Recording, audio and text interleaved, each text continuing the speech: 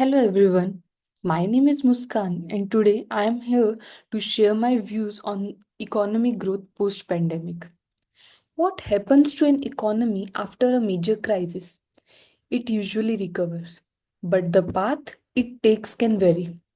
So, some economies bounce back quickly, forming a V shaped recovery. Others take longer, forming a U shape. But the COVID 19 pandemic gave rise to a very different kind of recovery, a K shaped recovery. Unlike other recovery patterns, a K shaped recovery means that while some part of the economy are thriving, others are struggling to recover, creating deep inequalities. Let's deep dive into what this means. Imagine two groups of people. One group at the top of the K so their income rise. The other at the bottom of K face job losses and financial distress. Here is what it looked like after the pandemic. So, winners who are at the top arm of the K consist of tech companies, e commerce platforms, and the finance sector boomed. Remote work and digital services expanded rapidly. Wealthy investors benefited from rising stock markets. But losers, who are at the bottom arm of the K, consist of small businesses, travel, hospitality, and retail struggled. Millions of low wage workers in the informal sector lost jobs. Many students lost access to education due to the digital divide. This split recovery has led to serious economic and social problems. One of the biggest concerns of K-shaped recovery is that it worsens inequality. Now let's look at some numbers. In India, the richest 1% now holds 40% of the country's wealth. The bottom 50% of the population saw their earnings shrink drastically. Informal workers, who make up 80% of India's workforce, suffered the most. Meanwhile, billionaires in India saw their wealth double during the pandemic. If this trend continues, social mobility will decline and the middle class will shrink.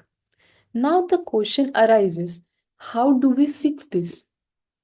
To create a more inclusive recovery, government need to take action. It can be divided into three parts: short term, medium term, and the long term.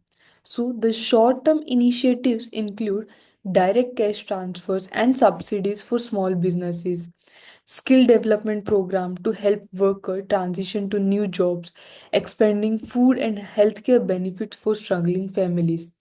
It will help the low income group or the people who are at the lower arm of the K to decrease the gap.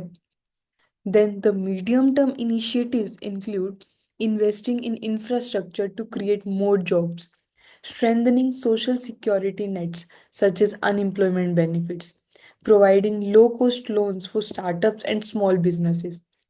Then the long term initiatives include education reforms to close the digital divide, policies that encourage fair wages and better working conditions, stronger taxation on wealth to fund social programs.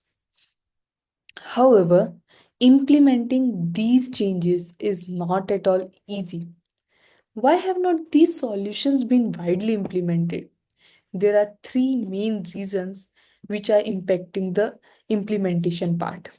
So, the first is political resistance.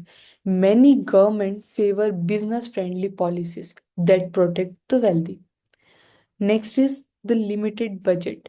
Social welfare programs require significant funding from the government.